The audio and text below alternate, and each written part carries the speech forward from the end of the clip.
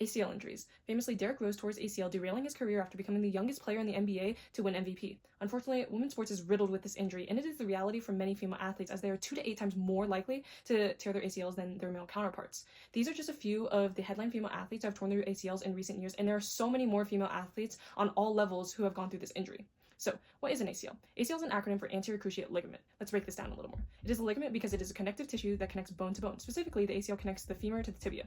Next, it is a cruciate ligament because it creates a cross shape with the PCL, the posterior cruciate ligament. And finally, it is the anterior cruciate ligament because it is attached to the tibia on the anterior or front portion of the tibia.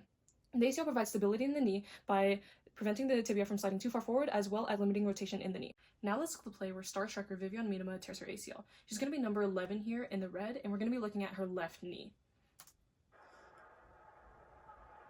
And now, this may look like a super common movement in soccer, and it is, and there's not even any contact, which is what makes it super concerning. But let's break this play down a little more. In this play, as Miedema is landing, she plants with her left foot flat stuck in the ground right here, meaning the rotation of her lower extremity will be occurring from her knee rather than her whole leg rotating. Additionally, her momentum is taking her this way, causing her torso to go over her plant leg. This puts added pressure on the ACL as the femur is creating a valgus position in the knee.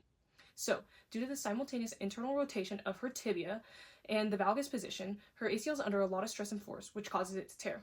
If we rewatch the play, we can see the moment when her ACL may have torn, right there.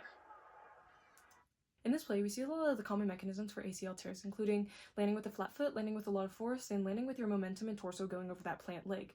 Additionally, we see this valgus position, and this valgus position may be one of the reasons why women are more susceptible to ACL injuries, as their hips are generally wider and thus their knees are in a naturally more valgus position.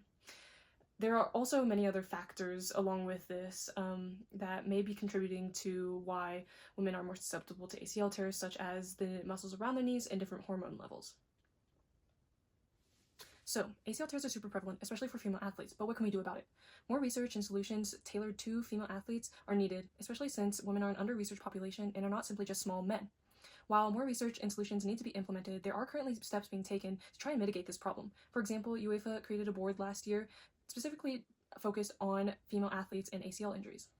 Additionally, last year, Nike released their Nike Phantom Lunar soccer cleats, which have a circular toe box to try and prevent ACL injuries. This circular toe box is supposed to allow the foot to rotate so that the tibial internal rotation is not occurring. So many other factors, including nutrition and training programs specifically curated for female athletes, have to also be considered. And hopefully solutions can be discovered and implemented so that we can continue to play the sports that we love and continue to see all our favorite athletes competing.